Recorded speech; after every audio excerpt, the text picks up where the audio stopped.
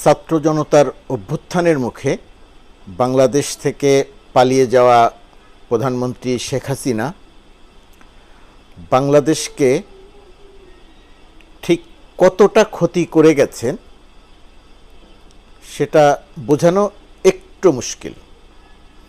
কারণ তিনি কিছু অবকাঠামো তৈরি করে দেখিয়েছেন যে বাংলাদেশের উন্নয়ন করেছেন, কিন্তু অবকাঠামোর নিচেই যে ক্ষত, সেই ক্ষতটা দেখানোর জন্যে একটু সময় দরকার। আর তিনি এখন যেহেতু পালিয়ে গেছেন, সেই কারণে তিনি যখন ওই ক্ষতগুলো বের হবে তখন তিনি বলতে থাকবেন যে আমার সময় কত ভালো ছিল, আর এখন যারা পরিচালনা করছেন এই ক্ষতগুলো তারা তৈরি করেছে, তারা দেশ চালাতে পারছেন না। একটা যুদ্ধবিধ্বস্ত দেশ যুদ্ধের পরে যতটা ক্ষয়ক্ষতির মুখে পড়ে, শেখ হাসিনা বাংলাদেশকে তার চেয়েও কয়েক গুণ বেশি ক্ষতি করে গেছে। সেটা যদি আপনাদেরকে আমি কয়েকটা জিনিস দিয়ে একটু বোঝাই, এই যে আপনারা শুধুমাত্র কয়েকটি বিল্ডিং, কয়েকটি সেতু, কয়েকটি ফ্লাইওভার, কয়েকটি সড়ক, এটা দেখে যদি একটি মেট্রো রেল, এটা দেখে যদি মুগ্ধ হয়ে যান, তাহলে এই ক্ষতগুলো দেখা একটু মুশকিল। মানে নৈতিক, আর্থিক, আইনত এই জায়গাগুলো যে শেখ হাসিনা ধ্বংস করে দিয়ে গেছেন, আমি শুধুমাত্র কয়েকটা জিনিস একটু ধরে ধরে আপনাদের সামনে বলি যে কি পরিমাণ ক্ষতি করে দিয়ে গেছেন। ধরুন, আমাদের শিক্ষা ব্যবস্থা পুরোটা ধ্বংস করে দিয়ে গেছেন, প্রাইমারি থেকে শুরু করে উচ্চশিক্ষা পর্যন্ত। কোথাও কোনো জায়গায় তিনি কোনো নিয়ম নীতি অনুসরণ করেননি। যখন যা মনে হয়েছে সেরকম পাঠ্যক্রম তৈরি করেছেন, পাঠ্যক্রম সংশোধন করেছেন। সর্বশেষ তিনি স্কুলের পাঠ্যক্রমটি এমনইভাবে তৈরি করে গেছেন যে পাঠ্যক্রম পড়ে মানুষের পক্ষে, আর যাই হোক, লেখাপড়া শিখে কোনো কাজকর্ম করা সম্ভব নয়, সেরকম একটি পাঠ্যক্রম তিনি তৈরি করে গেছেন। আমি এই বিষয়গুলো আলাদা আলাদা বিস্তারিত আলোচনা করব না, শুধু পাঠ্যক্রমের কথাটি বললাম। আর উচ্চশিক্ষা প্রতিষ্ঠান, সেই প্রতিষ্ঠানগুলোকে যতভাবে সম্ভব সেটা ধ্বংস করে গেছেন। শিক্ষকদের রাজনীতির কথা যদি বলেন, সেটা একদম পুরোপুরিভাবে ধ্বংস করে দিয়ে গেছেন। এর বাইরে একটি জাতির মেরুদণ্ড তো শিক্ষা, তো শিক্ষা ব্যবস্থাটাকে তিনি দীর্ঘ সময় নিয়ে পরিকল্পিতভাবে ধ্বংস করে দিয়ে গেছেন। কারণটা কি? কারণটা হচ্ছে তার নিজের এবং তার চারপাশের তার আত্মীয় স্বজনের এবং তারা দেশ পরিচালনায় তিনি যাদের উপরে নির্ভর করেছিলেন, তাদের কেউ এই দেশের বাংলা মাধ্যমে পড়াশোনা করে না। তো যেহেতু তারা বাংলা মাধ্যমে পড়াশোনা করে না এবং দেশের সাধারণ মানুষ যেহেতু বাংলা মাধ্যমে পড়াশোনা করে, এবং তারা যাতে কোনো দিন মানুষ না হয়, তারা যাতে কোনো দিন মাথা উঁচু করে দাঁড়াতে না পারে, সেই কারণে তিনি পরিকল্পিতভাবে এই দেশের শিক্ষা ব্যবস্থাটা ধ্বংস করে দিয়ে গেছেন। এটা তো একটা গেল একটু বৃহত্তর পরিসরে। আর একটু ক্ষুদ্র পরিসরে আরও কয়েকটার কথা বলি। যেমন ধরেন, আমাদের আর্থিক সেক্টর বলে ব্যাংক থেকে শুরু করে ব্যাংক, বিমা, রাষ্ট্রীয় ব্যাংক, বেসরকারি ব্যাংক, এই ব্যাংকগুলো থেকে মানে কি বলবো, লক্ষ লক্ষ কোটি টাকা তিনি তার কিছু অনুসারীকে পাচার করার সুযোগ করে দিয়েছে। যার মনে হয়েছে সেই ব্যাংকে ঢুকে সেই ব্যাংকটি লুটপাট করেছে। সেটা বেসিক ব্যাংক বলেন, আর ইসলামী ব্যাংক বলেন, আইএফআইসি ব্যাংক বলেন, যে কোনো ব্যাংকের কথাই বলেন, বাংলাদেশ ব্যাংকের ডলার চুরি বলেন, কারো কোনো বিচার নাই, কারো কোনো শাস্তি নাই, কারো কোনো জবাবদিহিতা নাই। যে যেভাবে পারবে সে সেইভাবে দেশের অর্থ লুট করবে এবং পাচার করবে। এবং শেখ হাসিনা সরকারের নীতি ছিল এই লুট এবং পাচারকারীর সহায়ক। সে কারণে দেশের সবচেয়ে বড় অর্থ লোপাটকারী, খেলাপি ঋণের নামে যিনি অর্থ লুট করেন দেশের, সেই ব্যক্তির নাম সালমান এফ রহমান, এবং সেই ব্যক্তিকে শেখ হাসিনা সবচেয়ে বেশি সুযোগ দিয়েছেন। এস আলম গ্রুপ শুধুমাত্র $1 বিলিয়ন বিদেশে বিনিয়োগ করেছেন। বাংলাদেশ থেকে তিনি বাংলাদেশ ব্যাংকের অনুমতি নিয়ে একটি টাকাও নেননি। তার মানে এই $1 বিলিয়ন টাকা দেশ থেকে চুরি, লুটপাট করে পাচার করেছেন। এরকম আরও অনেকগুলো উদাহরণ দেওয়া যাবে। তার মানে হচ্ছে আর্থিক সেক্টরের যত রকমের অন্যায় অনিয়ম সম্ভব শেখ হাসিনা সরকার ততগুলোই করে গেছেন। মানে ইনস্টিটিউশনগুলো, ব্যাংকগুলো, বাংলাদেশ ব্যাংক থেকে শুরু করে সবগুলো ইনস্টিটিউশন ধ্বংস করে দিয়ে গেছেন। এই যে আর্থিক সেক্টরের কথা বললাম, শিক্ষার কথা বললাম, আরও ছোটো জায়গার কথা বলি। ধরুন আমাদের ক্রিকেটই তো আমাদের একমাত্র খেলা, যে খেলাটিতে আন্তর্জাতিক অঙ্গনে ক্রিকেট খুব বেশি দেশ খেলে না, কিন্তু তারপরেও যে দেশগুলো খেলে সেই দেশগুলোর মধ্যে বাংলাদেশের একটা অবস্থান তৈরি হয়েছিল, এবং এটা দীর্ঘ বছর ধরে চেষ্টা করতে করতে সেই অবস্থানটি তৈরি হয়েছিল। আমাদের এই ক্রিকেটটাকে শেখ হাসিনা কীভাবে ধ্বংস করলেন?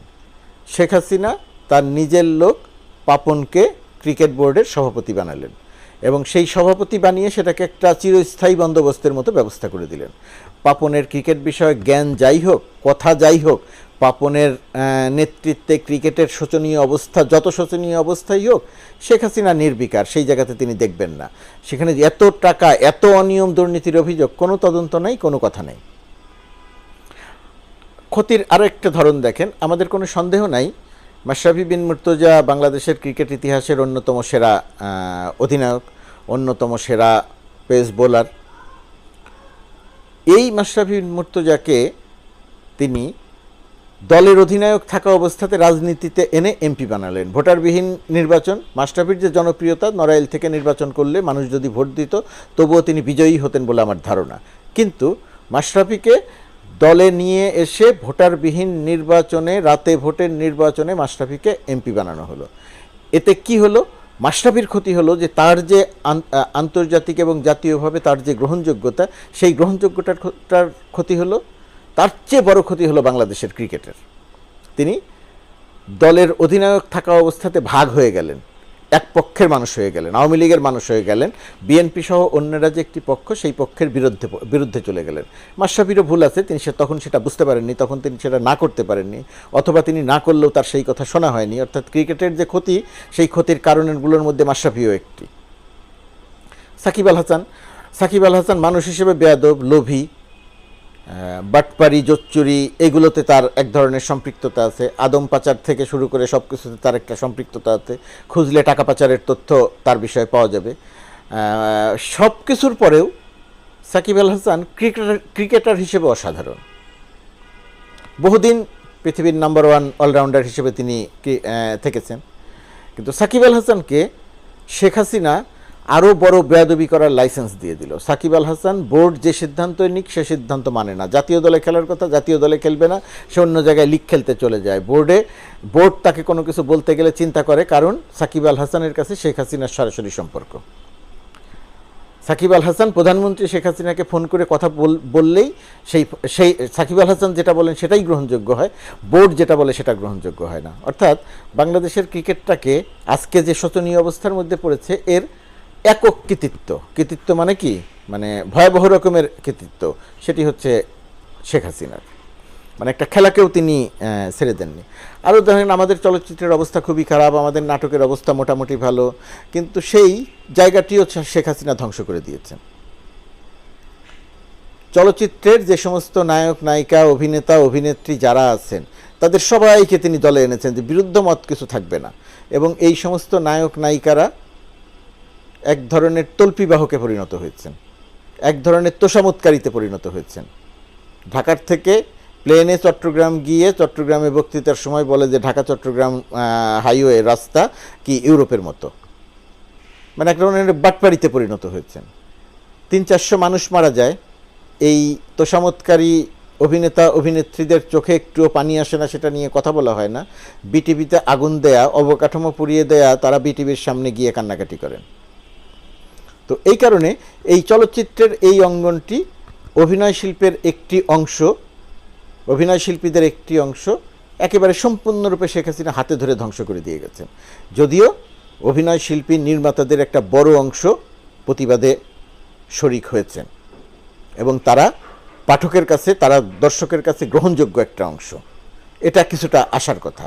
কিন্তু চলচ্চিত্রের জায়গাটা তাদের এমপি বানিয়েছেন, তাদের নানা রকমের সুযোগ সুবিধা দিয়েছেন, তোষামোদকারী বানিয়েছেন, ইত্যাদি ইত্যাদি বানিয়ে ওই জায়গাটাও আমাদেরকে ধ্বংস করে দিয়ে গেছেন শেখ হাসিনা।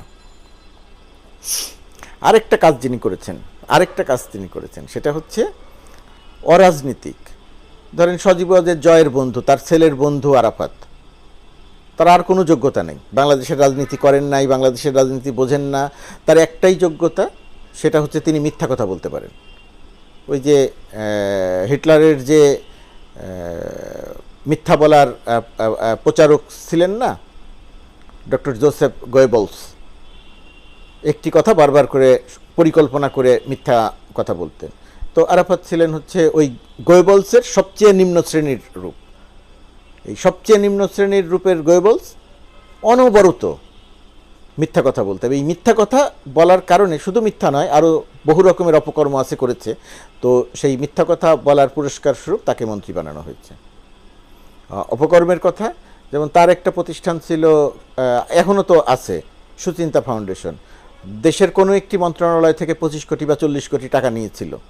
সেই টাকা দিয়ে তারা মৌলবাদ বিরোধী প্রচারণা চালিয়েছিল। টেবিলে কাগজপত্র ঠিক করে এই প্রচারণায় শরিক হয়েছে।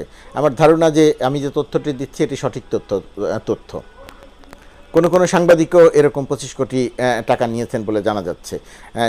সেগুলো অনুসন্ধান হওয়া দরকার। আর আরাফাতদের ক্ষেত্রে শুধুমাত্র শেখ হাসিনা ক্ষতি করেননি, আওয়ামী লীগের রাজনীতিতে যারা ত্যাগী রাজনীতিবিদ তাদেরও একটা অদ্ভুত চেহারা আমরা গত 10-15 বছরে আবিষ্কার করেছি। তারা ত্যাগী রাজনীতিবিদ, যে জায়গাতে যে পদটি ওই ত্যাগী রাজনীতিবিদদের পাওয়ার কথা, এই ত্যাগী রাজনীতিবিদরা শেখ হাসিনা মোহে এতটাই মোহগ্রস্ত যে তাদেরকে বাদ দিয়ে যখন এই আরাফাতদের মতো মানুষদেরকে মনোনয়ন দেওয়া হয়, নমিনেশন দেওয়া হয় নির্বাচনে, তখন এই সমস্ত ত্যাগীরা আরাফাতের পেছনে ঘোরে। বহু ত্যাগী, আমি তাদের নাম বললে আপনারা চিনবেন, এবং তারা কিন্তু আওয়ামী লীগের রাজনীতিতে সত্যিকারের রাজনীতিবিদ, কিন্তু তারা এই আরাফাতদের পেছনে ঘুরেছে। আর এই আরাফাত সেই আরাফাত যে আরাফাত নির্বাচনে হিরো আলমের কাছে পরাজিত হয়েছিল, কিন্তু তাকে বিজয়ী করা হয়েছিল। মানে নির্বাচনে জিতলো হিরো আলম, এমপি হলো আরাফাত। তো সেই আরাফাত দেখেন, আগেই আমরা বলেছিলাম যে শেখ হাসিনা ক্ষমতায় না থাকলে এদের কেউ দেশে থাকবে না, পালিয়ে যাবে। ঠিকই পালিয়ে চলে গেছে অথবা দেশের ভেতরেই পালিয়েছে কিছু একটা। শেখ হাসিনার আরেকটা জায়গাতে ভয়াবহ রকমের ক্ষতি করে গেছে, সেটা হলো আমাদের সব কিছুর পরেও নির্ভরশীলতা হচ্ছে পুলিশের উপরে। সেই পুলিশ বাহিনীটিকে শেখ হাসিনা ছাত্রলীগের ক্যাডারদেরকে এনে এক ধরনের মাস্তানি করিয়েছে। ঢাকা বিশ্ববিদ্যালয়ের ছাত্রলীগ মাস্তানি করেছে, আর পুলিশের ভেতরে ছাত্রলীগের এই ক্যাডার হারুন বিপ্লবরা মাস্তানি করেছে, বেনজিররা মাস্তানি করেছে। এই মাস্তানি মানে কি? মাস্তানি মানে হচ্ছে সাধারণ মানুষকে নিপীড়ন, নির্যাতন, বিরোধী দলকে নিপীড়ন, নির্যাতন, লক্ষ লক্ষ মামলা দেয়া, যে কাউকে যে কোনো সময় ধরে নিয়ে যাওয়া, মামলা দেয়া, গুম করা, হত্যা করা, বহু কিছু করিয়েছেন। এই পুলিশ বাহিনী এবং ডিজিএফআইকে দিয়েই শেখ হাসিনা আয়নাঘর তৈরি করিয়েছেন। মানুষকে 8 বছর, 7 বছর, 5 বছর আটকে রেখেছেন। বহুজনকে হত্যা করেছেন যাদের সন্ধান পাওয়া যায় না গুমের। অর্থাৎ বাংলাদেশের এই আইন শৃঙ্খলা, বিজিবিকে ধ্বংস করেছেন, র্যাবকে ধ্বংস করেছেন। অর্থাৎ বাংলাদেশের এই আইন শৃঙ্খলা রক্ষাকারী বাহিনী, এই বাহিনীগুলোকে শেখ হাসিনা পরিকল্পিতভাবে ধ্বংস করে দিয়েছেন। ছাত্রলীগের কথা বললাম, ছাত্রলীগ একটা ঐতিহ্যবাহী সংগঠন ছিল। সেই ছাত্র সংগঠনকে শেখ হাসিনা একটা রেপিস্ট সংগঠনে পরিণত করেছেন। ছাত্রলীগের নেতাদের প্রধান কাজ নারী নেত্রীদের এবং সাধারণ শিক্ষার্থীদের নিপীড়ন এবং নির্যাতন করা, ধর্ষণ করা। ছাত্রলীগই বাংলাদেশের একমাত্র ছাত্র সংগঠন যারা শিক্ষাঙ্গনে শিক্ষার্থীদের ধর্ষণ করে। সেই ধর্ষণের উৎসাহদাতা, ইন্ধনদাতা শেখ হাসিনা। যুবলীগ একই কথা, যুবলীগের রাজনীতিবাদ, মাস্তানি, ঠিকাদারি, চাঁদাবাজি, এতে সম্পৃক্ত করে গেছেন। আওয়ামী লীগের তো কোনো কথাই নেই। আওয়ামী লীগ রাজনৈতিক দলটিকেই তো শেখ হাসিনা ধ্বংস করে দিয়ে গেছে।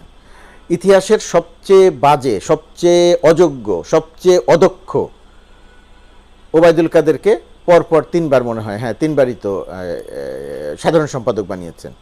মানে অযোগ্যতাই তার কাছে যোগ্যতা। আর শেখ হাসিনা সবচেয়ে বড় যে ক্ষতি করে গেছেন সেটি হচ্ছে বঙ্গবন্ধু শেখ মুজিবুর রহমানের। বঙ্গবন্ধুর ক্ষতিটা শেখ হাসিনা সবচেয়ে বেশি করেছেন। মুক্তিযুদ্ধের ক্ষতি শেখ হাসিনা সবচেয়ে বেশি করেছেন। বঙ্গবন্ধুকে তার এই সকল রকমের অন্যায়, অনিয়ম, দুর্নীতি, অনৈতিকতার কাজে, ক্ষমতায় থাকার কাজে, শিক্ষার্থীদের হত্যা করার কাজে বঙ্গবন্ধুর ইমেজকে ব্যবহার করেছেন, মুক্তিযুদ্ধের চেতনাকে ব্যবহার করেছেন। সাইফুদ্দিন মানিকের মতো একজন বাটপারকে বিচারপতি বানিয়েছেন। এই বাটপারকে দিয়ে টকশোতে মিথ্যা বলিয়েছেন, মানুষকে অপমান, অসম্মান করেছেন। সব কিছু করেছেন বঙ্গবন্ধু এবং মুক্তিযুদ্ধের চেতনা বিক্রি করে। তার মানে হচ্ছে নৈতিকভাবে এবং আইনগতভাবে শেখ হাসিনা বাংলাদেশকে ধ্বংস করে গেছেন। আর্থিক খাত ধ্বংস করে গেছেন, আইন শৃঙ্খলা বাহিনী ধ্বংস করে গেছেন, ক্রিকেট ধ্বংস করে গেছেন। আর কতগুলোর কথা বলবো। বাংলাদেশকে দাঁড়ানোর জন্য, উঠে দাঁড়ানোর জন্য যে জায়গাগুলো সবচেয়ে গুরুত্বপূর্ণ, সেই জায়গাগুলো ধ্বংস করে দিয়ে শেখ হাসিনা তার আত্মীয় পরিজন নিয়ে, পালানোর সময় 2 জন পালিয়েছেন, কিন্তু আত্মীয়রা বোনের ছেলে, নিজের ছেলে, এই সমস্ত একেবারে কাছের আত্মীয় যে কয়জন, সেই কয়জনকে, ঢাকার মেয়র, দক্ষিণের মেয়র, সেই কয়জনকে পালানোর সুযোগ দিয়ে এবং নিজে পালিয়ে গেছেন। সমগ্র বাংলাদেশকে অরক্ষিত রেখে গেছেন, দলের নেতাকর্মীদের অরক্ষিত রেখে গেছেন। সেই অরক্ষিত বাংলাদেশে প্রথম কয়েকদিন অত্যন্ত অরাজক পরিবেশ চলেছে এবং ক্রমান্বয়ে সেটা এখন স্বাভাবিক অবস্থায় পৌঁছচ্ছে। গতকাল 32 নম্বরে যে ঘটনাগুলো ঘটেছে, এগুলো কোনোভাবেই ঘটা উচিত নয় এবং আমি বিশ্বাস করি আস্তে আস্তে সময়ের সঙ্গে সঙ্গে এগুলো ঘটা বন্ধ হবে। শেখ হাসিনার নাম ব্যবহার করে শেখ হাসিনা পালিয়ে গিয়ে এখনও বাংলাদেশে অরাজকতা তৈরি করবেন, বাংলাদেশের মানুষ তা হতে দিবে না। ছাত্র জনতা আপনাকে বাংলাদেশ থেকে তাড়িয়েছে, এখন বাংলাদেশের বাইরে থেকে আপনি বাংলাদেশে ষড়যন্ত্র করবেন, সেই কাজ বাংলাদেশে ছাত্র জনতা আপনাকে করতে দেবে না। এখানে বসে যারা করবেন তাদেরও বিষয়টি মাথায় রাখতে হবে। ছাত্র জনতা ষড়যন্ত্রকে, ছাত্র জনতা বাংলাদেশকে অস্থিতিশীল করার কোনো পরিকল্পনা কোনোভাবেই হতে দেবে না। যা ক্ষতি করার করে গেছেন, এখন দেশ গড়ার পালা, সেই গড়ার কাজে সবাই সহায়তা করবে। যারা ক্ষতিগ্রস্ত করার চেষ্টা করবে তাদের জন্যে বিপদ আসন্ন থাকবে।